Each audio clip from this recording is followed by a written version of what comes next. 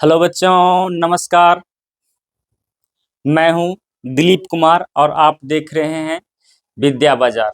विद्या बाजार के इस YouTube चैनल पे आप सबों का हार्दिक स्वागत और हार्दिक अभिनंदन।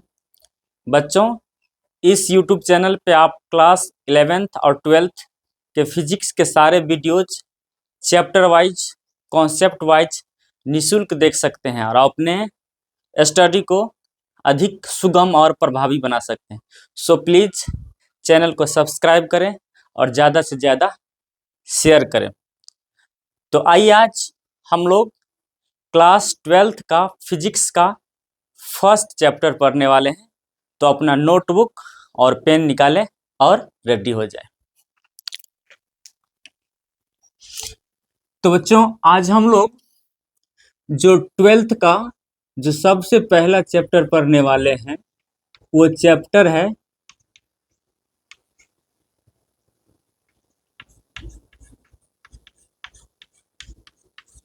इलेक्ट्रोस्टैटिक्स।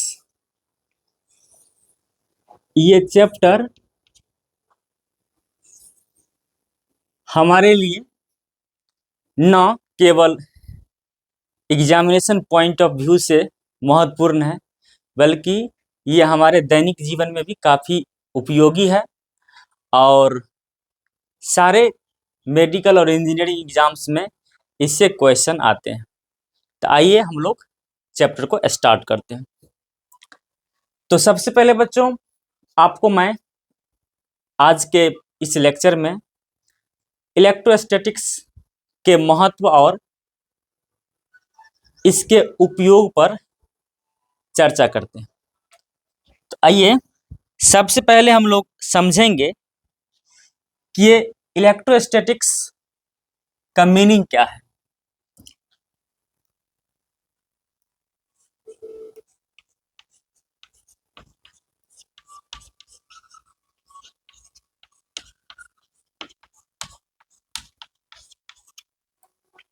तो ध्यान से देखिए बच्चों, ये जो चैप्टर का नाम है जिसे हम लोग इलेक्ट्रोस्टैटिक्स कहते हैं, ये दो पार्ट में डिवाइड किया हुआ है। एक जो पार्ट है जिसको हम लोग कहते हैं इलेक्ट्रो, और इलेक्ट्रो का मतलब होता है इलेक्ट्रॉन, और इलेक्ट्रॉन को हम इलेक्ट्रिक चार्ज भी कहते हैं। इलेक्ट्रिक चार्ज का मतलब होता है विद्युत आवेश। तो बच्चों, ये जो वर्ड है इलेक्ट्रोस्टैटिक्स, ये दो पार्ट में डिवाइड किया हुआ है। एक पहला पार्ट है जिसे हम लोग इलेक्ट्रो कहते हैं, और इलेक्ट्रो का सीधा मतलब होता है इलेक्ट्रॉन्स, और इलेक्ट्रॉन का मतलब होता है इलेक्ट्रिक चार्ज, जिसे हम लोग विद्युत आवेश कहते हैं। और इसका जो दूसरा पार्ट है उसको हम लोग कहते हैं एस्टैटिक्स। एस्टैटिक्स का मतलब होता है एट रेस्ट। इसका मतलब होता है विराम में। इसका मतलब ये हुआ कि इलेक्ट्रोस्टैटिक्स में हम लोग विद्युत आवेश के बारे में पढ़ते हैं। कब? जब वह विराम में हो। अगर विद्युत आवेश विराम में हो, रुका हो, तो उसके बारे में जो हम पढ़ेंगे, उसके गुण के बारे में जो हम लोग पढ़ेंगे, उसके प्रभाव के बारे में जो हम लोग पढ़ेंगे, उसे ही हम लोग कहते हैं इलेक्ट्रोस्टैटिक्स। तो बेसिकली हम कह सकते हैं कि इलेक्ट्रोस्टैटिक्स जो है फिजिक्स का एक ब्रांच है, एक शाखा है, जिसमें हम लोग उस आवेश के बारे में पढ़ते हैं जो कहाँ रहता है? विराम में रहता है। अगर विराम में हो आवेश और उसके बारे में हम पढ़ना चाहें तो हमें क्या करना पड़ेगा? इलेक्ट्रोस्टैटिक्स पढ़ना पड़ेगा। तो आइए हम सबसे पहले इसका एक छोटा सा परिभाषा लिखेंगे कि ये है क्या।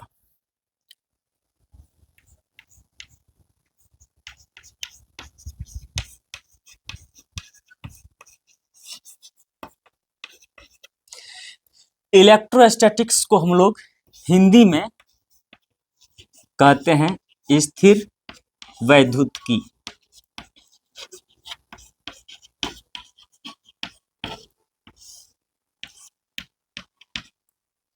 इसका मतलब ये हुआ, हम लोग विद्युत के बारे में पढ़ेंगे, लेकिन वो विद्युत कहाँ होगा, विराम में होगा। तो हम इसका एक छोटा सा परिभाषा लिखते हैं कि यह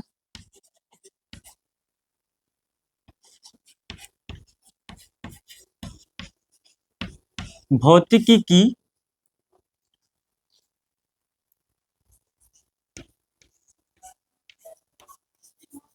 एक शाखा है जिसमें हम स्थिर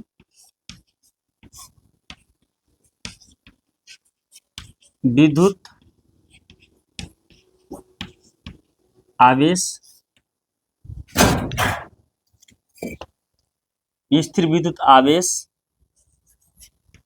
के गुण और प्रकृति का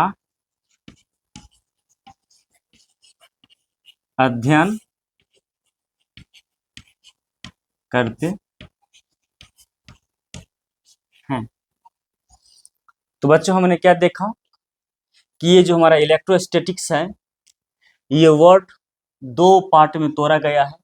इलेक्ट्रो का मतलब होता है इलेक्ट्रॉन, और इलेक्ट्रॉन का मतलब होता है इलेक्ट्रिक चार्ज, जिसे हम लोग विद्युत आवेश कहते हैं।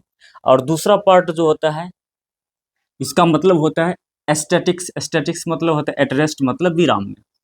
अगर कोई आवेश विराम में हो और हम उसके गुण के बारे में पढ़ना चाहें, उसके प्रभाव को जानना चाहें, तो हम उसे ही कहते हैं इलेक्ट्रोस्टैटिक्स।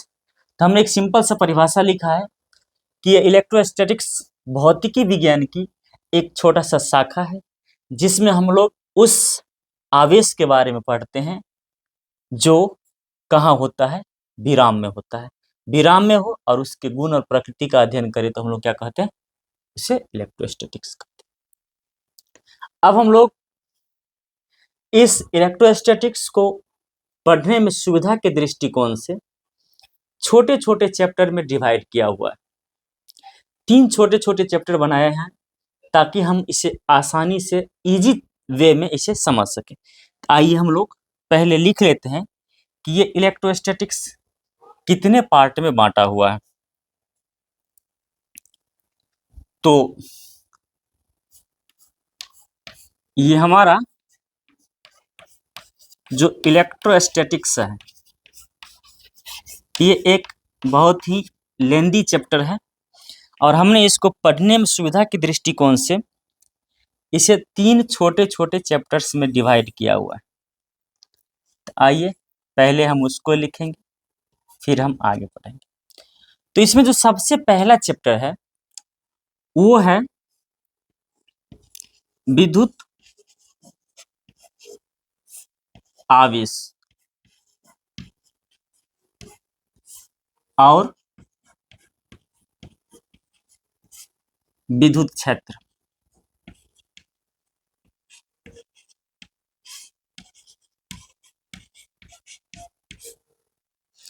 तो ये इलेक्ट्रोस्टैटिक्स का स्टार्टिंग पॉइंट है, स्टार्टिंग चैप्टर है।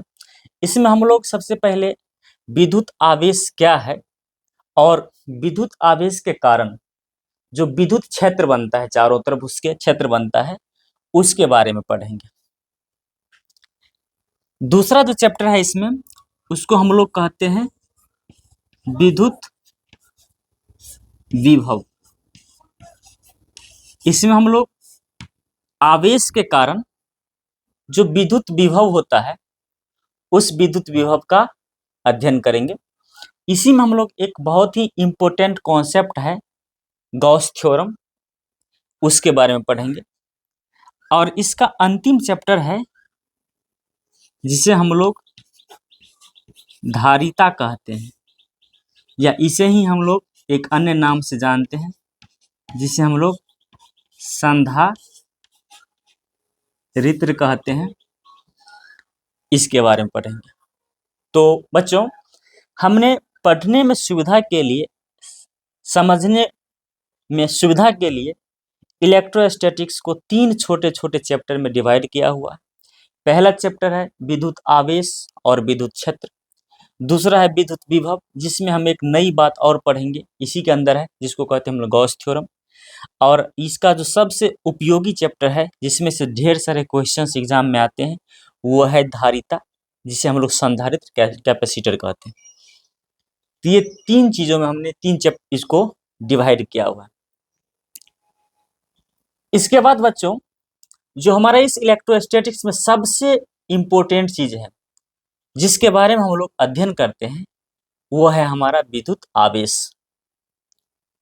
तो आइए हम लोग अब विद्युत आवेश के बारे में पढ़ेंगे।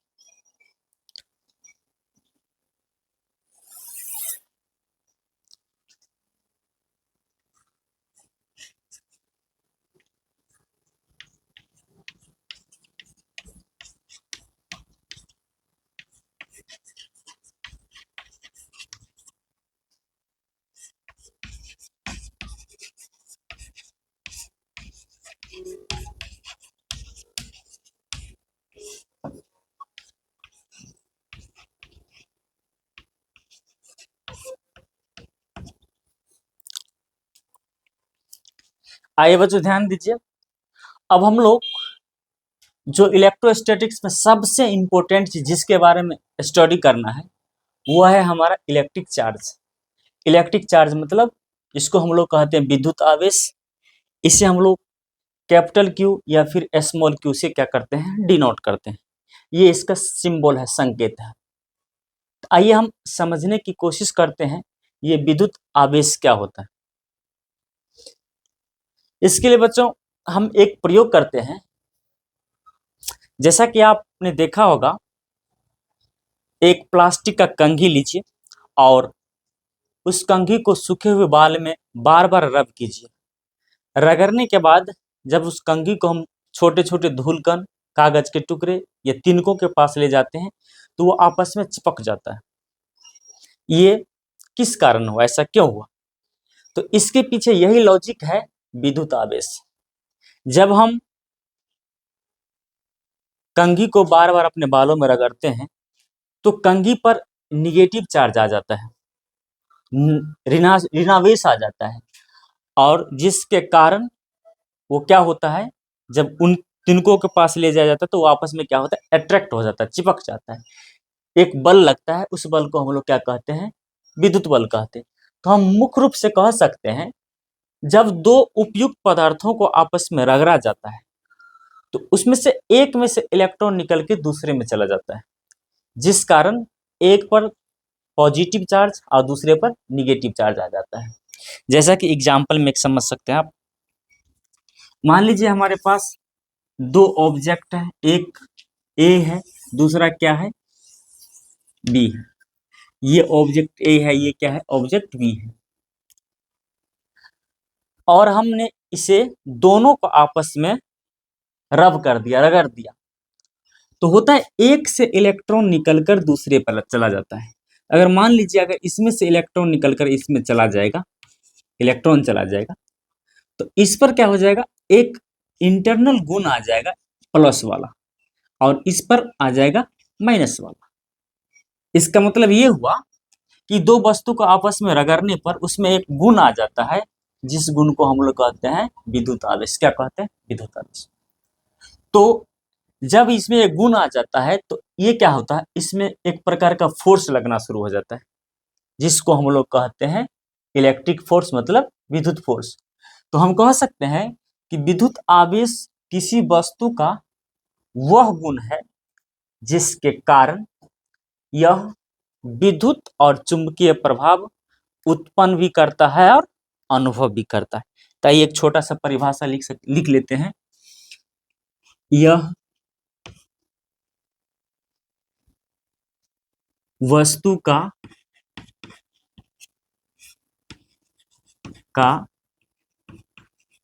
एक गुण है जिसके कारण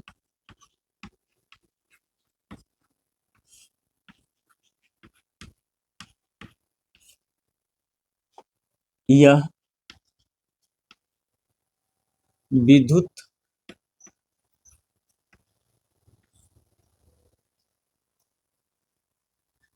और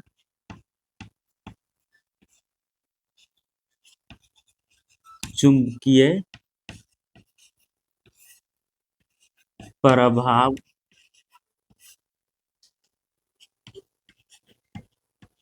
उत्पन्न और अनुभव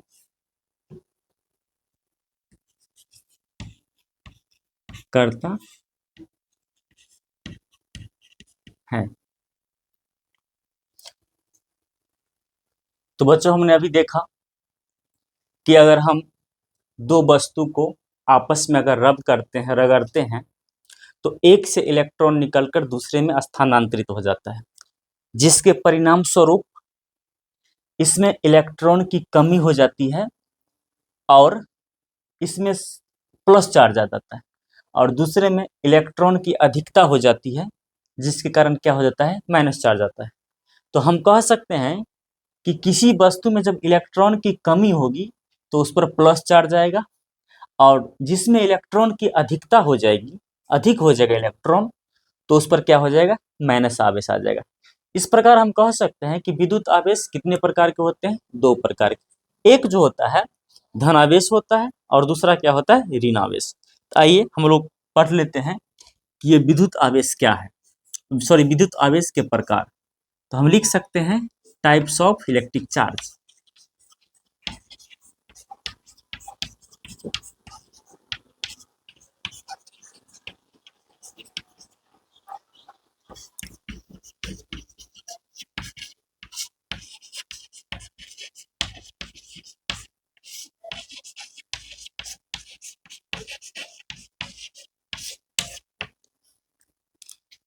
बच्चों, तो हम लोग विद्युत आवेश को दो प्रकार से डिवाइड कर सकते हैं। एक जो होता है जिसको हम लोग कहते हैं पॉजिटिव चार्ज।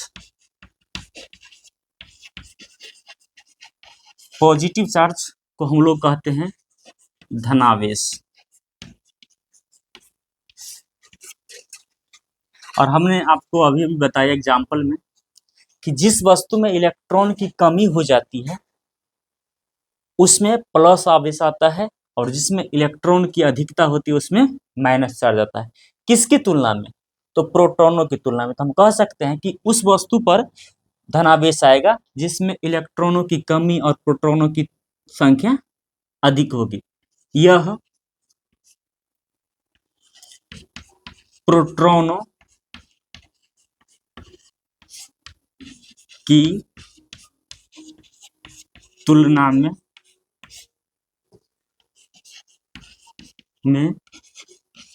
इलेक्ट्रॉनों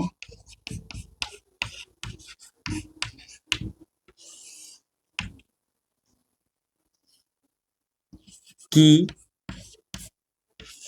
कमी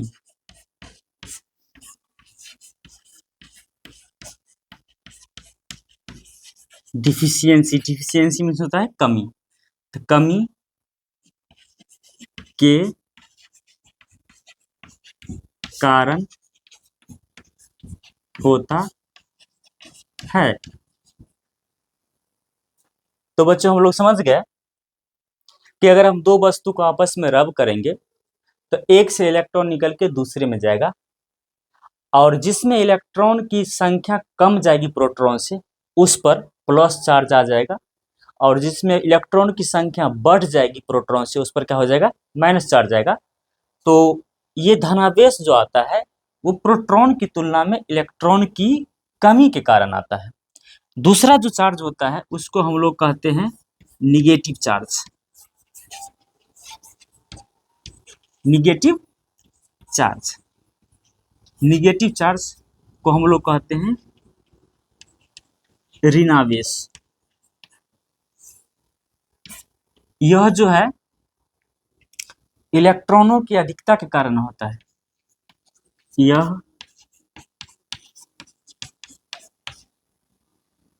प्रोटॉनों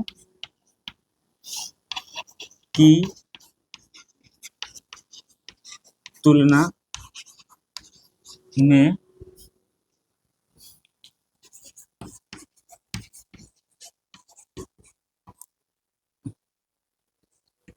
इलेक्ट्रॉनों की अधिकता, अधिकता मीन्स एक्सेस के कारण होता है। तो बच्चों ये हमारा कंसेप्ट क्लियर हो गया कि इस वीडियो में इलेक्ट्रोस्टैटिक्स क्या है। इलेक्ट्रोस्टैटिक्स में हम लोग क्या करते हैं, स्थिर विद्युत आवेश का अध्ययन करते हैं। और इलेक्ट्रोस्टैटिक्स को हमने पढ़ने में सुविधा के दृष्टिकोण से 3 छोटे छोटे चैप्टर में डिवाइड किया हुआ है। पहला चैप्टर जिसे हम लोग विद्युत आवेश कहते हैं, विद्युत आवेश और विद्युत क्षेत्र कहते हैं। दूसरा है विद्युत विभव और तीसरा है धारिता। और इस चैप्टर में जो हम सबसे महत्वपूर्ण चीज जिसका हम लोग अध्ययन करते हैं वो हमारा है विद्युत चार्ज, जो इलेक्ट्रॉन के स्थानांतरण के कारण आता है। जब एक ऑब्जेक्ट से दूसरे ऑब्जेक्ट में इलेक्ट्रॉन स्थानांतरित हो जाता है तो एक पर प्लस चार्ज और दूसरा पर उतना ही माइनस चार्ज आता है। तो हम लोग समझ सकते हैं कि किसी वस्तु पर जो आवेश आने का जो कारण है उसका मूल कारण है इलेक्ट्रॉन का स्थानांतरण। तो इस आधार पे हमने देखा कि इलेक्ट्रिक चार्ज जो होता है 2 प्रकार के होता है। एक जो होता है जिसको हम लोग कहते हैं पॉजिटिव चार्ज, यह पॉजिटिव चार्ज इलेक्ट्रॉन की संख्या प्रोटॉनों से अधिक होने के कारण होता है। और दूसरा जो चार्ज जिसे हम लोग निगेटिव चार्ज कहते हैं, यह प्रोटॉन की तुलना में इलेक्ट्रॉनों की अधिकता के कारण होता है। तो इसके बाद अगला वीडियो में हम लोग इलेक्ट्रिक चार्ज के यूनिट, इसके डायमेंशन और बहुत सारे बात पढ़ेंगे। तो बाय बाय।